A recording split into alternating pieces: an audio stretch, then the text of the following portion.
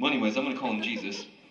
And Jesus was just a guy who, dealt faith. And so, like a normal day in the year zero, and you'd go over to Jesus' house to get some faith, which was always really, really uncomfortable because you weren't friends with Jesus, but you had to stay long enough to make it seem like, you were there for more than just the faith. And so, you knock on the door, and he'd probably be watching something on Discovery Channel, and you'd be like, "Hey, Jesus, how's it going, man?" And you talk about something that really wasn't that interesting, and usually about pop culture, because that's what you could relate on. And you'd be like, "Jesus, man, you got any faith lying around?" And he'd be like, "Oh yeah, totally. Here's some and you wouldn't see anything. You'd just be Jesus, like about to hand you faith, and suddenly he had this pain. And you didn't see it, but it was there. And it turns out that for Jesus to get faith, it came with a price. See, he got it from his dad, God. And when God gave Jesus the faith, it had to pass through him with his God talons. Just right there, just like in the back. If you didn't see the God talons, they're just, and you wouldn't know it, but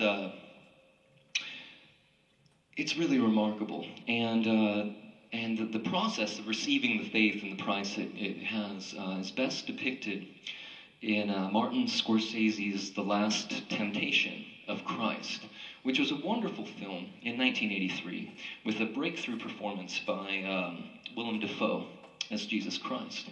And in 1983, they had a large budget, and they were going to shoot it in, I don't know, someplace with a desert, wherever Jesus was from. Maybe, I don't know, like Mexico City, something like that. And but the producers were like, "Whoa, man, this is just way too far, Marty." And so they did with the film what they call. Jane, really, if you're gonna don't touch my stuff. Yeah, but they're very expensive electronics, and they have a lot more shows to do. And if that gets damaged, will you promise me, please, to not do that anymore?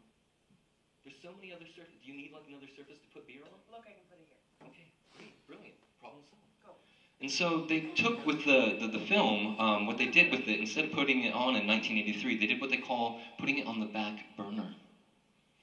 And they posted it until 1987 with a much smaller budget, which I think actually the film really benefited from. And so you have this very first scene where Willem Dafoe has just had he just got the faith passed through him with some God talents.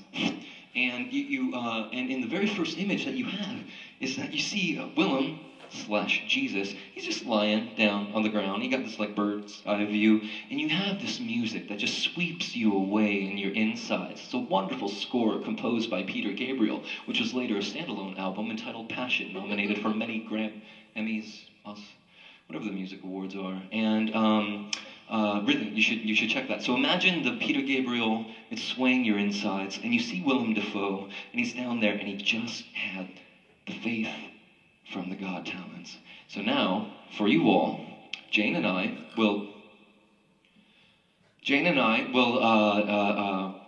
reenact for you this very first scene from Martin Scorsese's The Last Temptation of Christ. Judge for yourself how easy it was to give faith.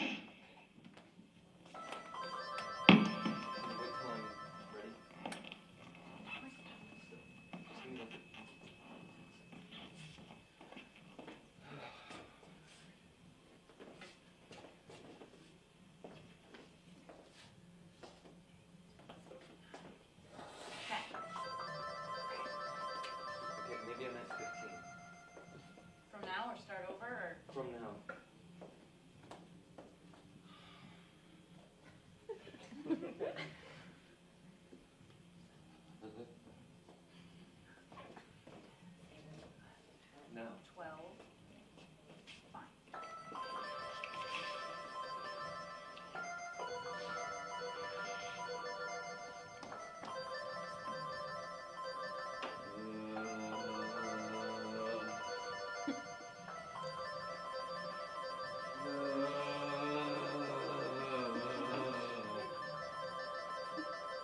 And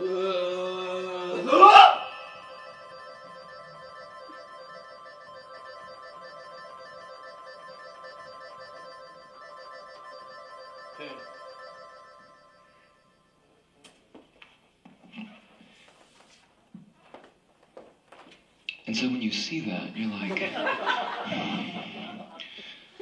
I'm so glad I wasn't born in the year 0.